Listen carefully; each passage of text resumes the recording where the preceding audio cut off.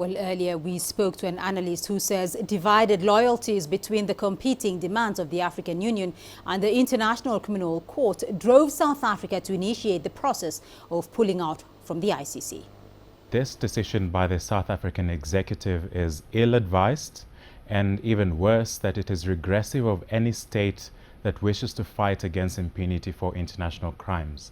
The import of this withdrawal will obviously deal a great blow to the victims of international crimes, not only in South Africa, but in the rest of the continent.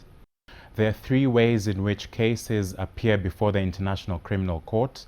The first one is through referrals by states parties themselves. The second is through an initiation by the prosecutor of the court. And finally, a referral by the Security Council of the United Nations. There are 9 active situations before the court right now. Yes, they're all African situations, but of all those situations, only one relates to an initiative by the prosecutor, and that's the Kenyan situation.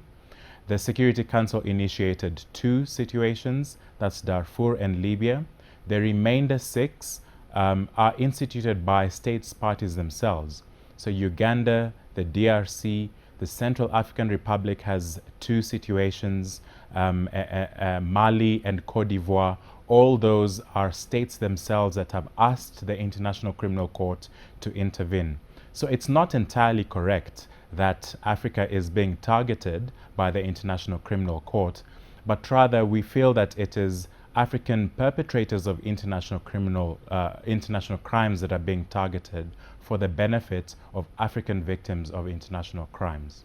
Very few African states have the capacity to investigate, to prosecute, and to try international crimes. The reason for this is that there aren't enough laws or sufficient laws to enable these mechanisms in African states to function.